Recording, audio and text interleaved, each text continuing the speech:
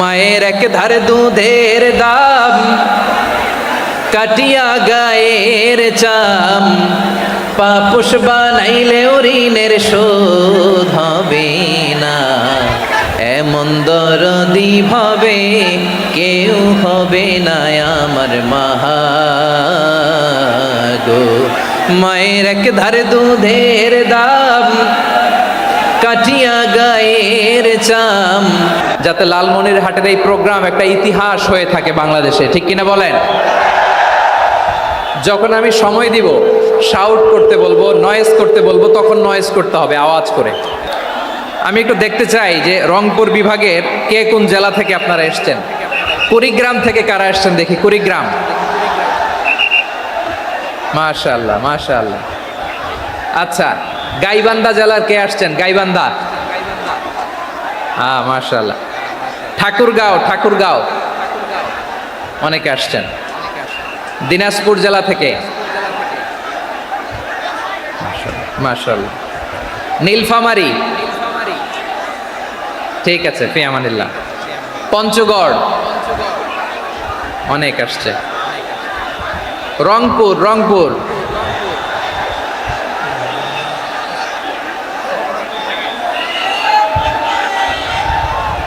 মাশাআল্লাহ মাশাআল্লাহ মাশাআল্লাহ, ঠিক আছে। লালমনিরহাটের কারা দেখি? লালমনিরহাট,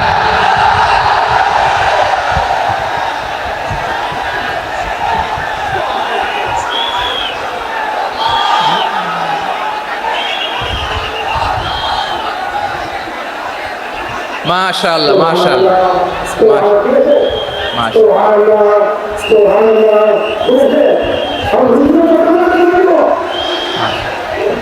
ঠিক আছে ঠিক আছে। আচ্ছা, এই রংপুর বিভাগের বাইরে থেকে অন্য জেলার কারা কারা আসছেন দেখি? তাও আছে অনেকে, মাশাআল্লাহ, ঠিক আছে ঠিক আছে। আজকের প্রোগ্রামে উপস্থিত আছেন প্রধান অতিথি হিসেবে অধ্যক্ষ আসাদুল হাবিব দুলু ভাই, সাংগঠনিক সম্পাদক বিএনপি, জাতীয় নির্বাহী কমিটির সভাপতি, জেলা বিএনপি লালমনিরহাট। বিশেষ অতিথি হিসেবে আমাদের অনেক ভাইরা এসছেন, সবাইকে শুকরিয়া জানাই। সভাপতিত্ব করছেন জনাব আব্দুল হাকিম। আইন শৃঙ্খলা বাহিনী, প্রশাসন, ভলান্টিয়ার্স, শুনেছি আমি প্রায় 5,000 ভলান্টিয়ার্স আপনারা নিয়োগ দিয়েছেন, আলহামদুলিল্লাহ আলহামদুলিল্লাহ। অনেক গোছালো প্রোগ্রাম। আমার প্রাণ ঢালা ভালোবাসা জানবেন, আমার হৃদয়ের গহীন থেকে ভালোবাসা নেবেন, শুভেচ্ছা জানবেন সবাই, ঠিক আছে ঠিক আছে। প্রিয় ভাইরা, আমরা আর কাল বিলম্ব না করে মূল আলোচনায় চলে যেতে চাই। আজকে যে টপিকের উপর আমি কথা বলবো, টপিকটা হচ্ছে peaceful coexistence and communal harmony, শান্তিপূর্ণ সহাবস্থান এবং সাম্প্রদায়িক সম্প্রীতি। আমাদের বাংলাদেশে সাম্প্রদায়িক সম্প্রীতি আছে না নাই? আবহমান কাল থেকে আমরা মুসলিম, হিন্দু, বৌদ্ধ, খ্রিস্টান, পাহাড়ি, নৃগোষ্ঠী মিলেমিশে একাকার, আমরা সবাই মিলে বাংলাদেশ। আওয়াজ করে বলেন ঠিক কিনা? আমাদের পারস্পরিক সম্প্রীতি, ভালোবাসা, সৌহার্দ্যপূর্ণ আচরণ, বোঝাপড়া, এটা বেশ মজবুত, বেশ মজবুত। তবে মাঝে মাঝে আমাদের এই সম্প্রীতির ভেতরে অনেকে ফাটল ধরাতে চায়। আমরা যে সুখে আছি, শান্তিতে আছি, এটা অনেকের ভালো লাগে না, ঠিক কিনা বলেন? আমাদের মধ্যে সাম্প্রদায়িক সম্প্রীতি, সৌহার্দ্যপূর্ণ আচরণ, ভালোবাসা, এটা আবহমান কাল ধরে আছে। তার প্রমাণ, আমরা তাফসিরুল মাহফিলের আয়োজন করলে আমাদের হিন্দু ভাইরা ডিস্টার্ব করে না, ঠিক কিনা? এবং আমি যদি বলি হাত তোলেন, হিন্দু ধর্মের কারা কারা এসেছেন, কত শত কত হাজার যে হাত উঠবে, আপনি অবাক হয়ে যাবেন। আমি চাচ্ছি না হাত উঠাতে। খুলনাতে সর্বশেষ যে আমি প্রোগ্রাম করে গেলাম, সেখানে কয়েকশো হিন্দু ভাই আসছে আমাদের আলোচনা শুনতে, আলহামদুলিল্লাহ। অনেক বৌদ্ধরা আসে, অনেক খ্রিস্টানরা আসে। এবার সফরেও অনেক হিন্দু ভাইরা আমার সাথে দেখা করেছে, তারা বলেছে হুজুর আমরা আপনার আলোচনা শুনি, আলহামদুলিল্লাহ বলেন। So it's our responsibility to present our religion to our non-Muslim brothers and sisters. আমাদের অমুসলিম ভাই বোনদের কাছে ইসলামের সৌন্দর্য তুলে ধরা, এটা আমাদের দায়িত্ব। We all are the ambassador of Islam. আমরা প্রত্যেকে দায়িত্বশীল, আমরা প্রত্যেকে এক একজন ইসলামের অ্যাম্বাসেডর, আলহামদুলিল্লাহ বলেন। এজন্য এমনভাবে দ্য বিউটি অফ ইসলাম, ইসলামের সৌন্দর্য আমাদেরকে ফুটিয়ে তুলতে হবে, যাতে করে নন মুসলিমরা শাহাদা পড়ে কালিমা পড়ে মুসলমান হয়ে যায়। অনেক নন মুসলিম ভাই বোন আমাদের হাতে শাহাদা পড়ে কালিমা পড়ে মুসলমান হয়েছে, অনেক।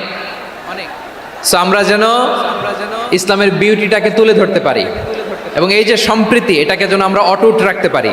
আদতে আদতে বাংলাদেশের ইতিহাস বলে আমাদের দেশে কোনো দাঙ্গা নাই, আছে? লালমনিরহাটের ভাইয়ের আওয়াজ করে বলেন, আমাদের দেশে হিন্দু মুসলিম দাঙ্গা আছে? আমরা ভাই ভাই, আওয়াজ করে বলুন তো, আমরা কি ভাই ভাই? কিন্তু কিছু দুষ্ট লোক আছে, তারা আমাদের সম্পর্কের মধ্যে ফাটল ধরাতে চায়, ঠিক কিনা বলেন?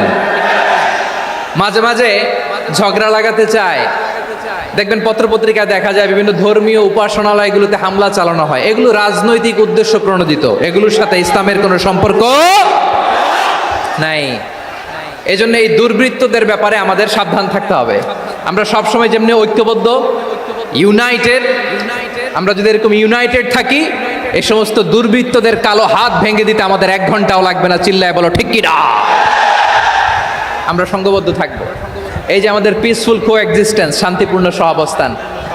হিন্দুরা পূজা করে, যেদিন হিন্দুদের পূজা অনুষ্ঠান, আমরা ওই দিন তাফসির মাহফিল করি না, ঠিক কিনা বলেন?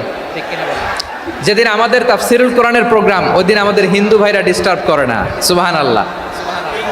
হিন্দুদের পূজা অনুষ্ঠানে মাদ্রাসার ছাত্র যে পাহারা দেয়, গোটা বিশ্বে এরকম দৃষ্টান্ত নজির বিরল, ঠিক কিনা বলেন? আইন শৃঙ্খলা বাহিনীর পাশাপাশি মাদ্রাসার ছাত্ররা যে সেখানে পাহারা দেয়, গোটা পৃথিবীতে এই দৃষ্টান্ত আপনি পাবেন। মাদ্রাসার ছাত্ররা, তারা তো কোরআনের ধারক, তারা হাদিসের ধারক, তারা কেন মন্দির পাহারা দিবে? এই সম্প্রীতিকে ধরে রাখার জন্য, এই সৌহার্দ্যকে ধরে রাখার জন্য, আমাদের পারস্পরিক ভালোবাসাকে অটুট রাখার জন্য। আওয়াজ করে বলতে হবে ঠিক কিনা? এখন বলেন, আমাদের এই ভালোবাসা অটুট থাক, আমরা চাই কি চাই না? আমরা হিন্দু মুসলিম মিলেমিশে শান্তিপূর্ণ সহাবস্থান, সাম্প্রদায়িক সম্প্রীতি। লালমনিরহাটের ভাইয়ের আওয়াজ করে বলুন, এই সাম্প্রদায়িক সম্প্রীতি আমরা চাই কি চাই না? আল্লাহ এই দেশকে তুমি বরকতময় করো, বাংলাদেশকে তুমি শান্তিময় করো। আওয়াজ করে সবাই বলেন আমিন। এই জায়গাটাতে সামান্য একটু আওয়াজ হচ্ছিল, এটাও থেমে গেছে, আলহামদুলিল্লাহ আলহামদুলিল্লাহ। এখন একেবারে everything is in my control, মাশাআল্লাহ। ঠিক আছে, আমি মূল আলোচনায় যাই। প্রিয় ভাইরা, আমি বলেছিলাম আমার আলোচনার বিষয় হচ্ছে শান্তিপূর্ণ সহাবস্থান, সাম্প্রদায়িক সম্প্রীতি। আমরা দেখব ইসলাম আমাদেরকে কি কি দিক নির্দেশনা দেয়। শান্ত হইতে হবে, খরগোশের কানের মতো কান দুটো আমার দিকে করে রাখেন। আমি এখনো উঠে যাব, হাত মারায় লাভ নাই, আমি উঠে যাব। তাকায় থাকো আর কান খাড়া, আওয়াজ হবে না। হ্যাঁ, মাশাআল্লাহ মাশাআল্লাহ, ঠিক আছে ঠিক আছে। আমরা দেখবো যে রাসূল সাল্লাল্লাহু আলাইহি ওয়াসাল্লাম এই পিসফুল কোএক্সিস্টেন্সের জন্য আমাদের কি শিখিয়েছেন, কি কি গাইডলাইন দিয়েছেন। আমরা 1 2 3 4 করে এগুলো আপনাদের সাথে শেয়ার করব। আমি আপনাদের খেদমতে সূরাতুল আনআমের 108 নম্বর আয়াত তেলাওয়াত করেছি। এখানে আল্লাহ রাব্বুল ইজ্জা ওয়াল জালাল তিনি ইরশাদ করছেন, ওয়ালা তাসুবুল্লাযীনা ইয়াদউনা মিন দুনিল্লাহি ফায়াসুবুল্লাহা আদওয়াম বিগাইরি ইলম কাযালিকা যায়্যান্না লিকুল্লি উম্মাতিন আমালাহুম সুম্মা ইলা রাব্বিহিম মারজিউহুম ফায়ুনাব্বিউহুম বিমা কানু ইয়ামালুন। রব্বুল আলামিন বলেন, গোলাম ও আমার ইমানদার বান্দারা, শোনো শোনো, ও আমার বিশ্বাসী বান্দারা শোনো শোনো, লা তাসুবুল্লাযীনা ইয়াদউনা মিন দুনিল্লাহ ফায়াসুবুল্লাহা আদওয়াম বিগাইরি ইলম। ও আমার বিশ্বাসী বান্দারা, যারা আল্লাহকে ব্যতি রেখে, আল্লাহকে বাদ দিয়ে অন্য উপাস্যকে ডাকে, দেবীর পূজা করে, দেবতাদের পূজা করে, তোমরা খবরদার তাদের গালি দিও না। আওয়াজ করে বলেন, কি দিও না? আল্লাহ বলেন, ও বিশ্বাসীরা শোনো, যারা আল্লাহকে বেছে রেখে দেবীর পূজা করে, অন্য উপাস্যের পূজা করে, তাদেরকে ডাকে, ওই দেবতাদেরকে তোমরা গালি দিও না। যদি ওই দেবতাদেরকে গালি দাও তাহলে ভুলবশত শত্রুতাবশত তারা তোমাদের রব আল্লাহকে গালি দেবে, ঠিক কি না? তোমরা যদি তাদের দেবতাদের গালি দাও, ওরা রেগে তোমার আল্লাহরে গালি দিবে, তাহলে আল্লাহরে গালি খাওয়ানোর কারণ হয়ে গেলাম আমি, ঠিক কি না বলেন? রব্বুল আলামিন বলেন, খবরদার বিশ্বাসীরা, আল্লাহ ছাড়া যারা অন্যান্য উপাস্যদেরকে ডাকে, দেবতাদেরকে ডাকে, তাদেরকে তোমরা গালি দিও না। ওই সমস্ত দেবতাদেরকে যদি তোমরা গালি দাও তাহলে তারা আল্লাহকে গালি দিবে, ঠিক কিনা বলেন? আমরা দেবতাদের গালি দিলে ওরা আল্লাহকে গালি দিবে। রব্বুল আলামিন বলেন, খবরদার দেবতাদেরকে গালি দিও না, তাহলে ওরা তোমার রব আল্লাহরে গালি দেবে। প্রতিটি জাতির জন্য তাদের কাজকে আমি আল্লাহ সুশোভিত করে রেখেছি, তারা সবাই একদিন আমার কাছেই ফিরে আসবে। এরপর আমি রব্বুল আলামিন তাদের আমলনামা তাদেরকে জানিয়ে দেব। সুবহানাল্লাহ পড়ে। প্রিয় ভাইয়েরা, আল্লাহ তাআলা বলেছেন খবরদার গালি দিও না। আদেশটা কার? আওয়াজ করে বলেন তো। হিন্দুদের দেবতা দেবদেবীদেরকে গালি দেওয়া যাবে না। আওয়াজ করে বলুন প্রিয় ভাইয়েরা, এই আদেশটা কার? এই আপনাদের গলার আওয়াজ। অন্য ধর্মের দেবতাদেরকে যে গালি দেওয়া যাবে না, এই আদেশটা কার? আরো জোরে বলুন, কার? গালি দিবেন কোন দেবতাকে? দিবেন? যদি দেন তাহলে ওরা আল্লাহরে গালি দিবে, তাহলে আল্লাহরে গালি খাওয়াইলো কে? আপনি, ঠিক কিনা বলেন? আমি আল্লাহকে গালি খাওয়ানোর কারণ হলাম, কারণ আমি যদি গালি না দিতাম ওরা আমার রবকে গালি দিত না। আওয়াজ করে বলেন ঠিক কিনা? তাহলে প্রিয় ভাইয়েরা, ইসলাম আমাদেরকে শিখায়, সূরাতুল আনআমের 108 নম্বর আয়াত থেকে আমরা বুঝলাম কোন ধর্মকে ছোট করা যাবে না। অন্য ধর্মকে ছোট করা মানে ইসলামকে ছোট করা। অন্য ধর্মের দেবতাকে গালি দেওয়া মানে আল্লাহকে গালি খাওয়ানো। আওয়াজ করে বলেন ঠিক কিনা? খবরদার, এটা করা যাবে না। আর অন্য ধর্মের দেবতাকে যদি আপনি গালি দেন, ওরা ইসলাম থেকে দূরে সরে যাবে। যাও ইসলামের প্রতি আকৃষ্ট হয়েছিল আর কোনোদিন ইসলামের ধারে কাছে আসবে না। আওয়াজ করে বলেন ঠিক কিনা? এজন্য কখনো কোনোদিন অন্য ধর্মের দেবতাদেরকে গালি দেওয়া যাবে না।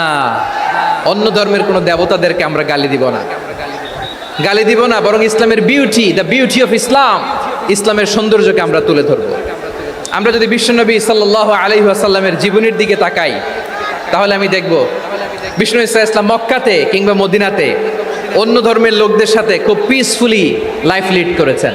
হোক মুশরিক, হোক খ্রিস্টান, হোক ইহুদি, বিশ্বনবী সবার সাথে মিলেমিশে ছিলেন। আলহামদুলিল্লাহ বলেন। ইসলাম হচ্ছে পিসফুল রিলিজিয়ান। অন্য ধর্মের প্রতি সহনশীলতার সবক ইসলাম আমাদেরকে দেয়। কিন্তু প্রতিটি মুসলিমের এটা মনে রাখতে হবে, আল্লাহর কাছে পছন্দনীয় গ্রহণযোগ্য ধর্ম, জীবনাদর্শ একটি, সেটা হচ্ছে ইসলাম। আওয়াজ করে বলেন সেটা কি? লালমনিরহাটের ভাইয়েরা আওয়াজ করে বলুন, আল্লাহর কাছে মনোনীত ধর্ম একটি, সেটা কি? এজন্য রব্বুল আলামিন বলেন, ইন্নাদ-দীনা ইনদাল্লাহিল ইসলাম, আল্লাহর কাছে মনোনীত গ্রহণযোগ্য অ্যাকসেপ্টেড ধর্ম মতাদর্শ একটা, সেটা হলো ইসলাম।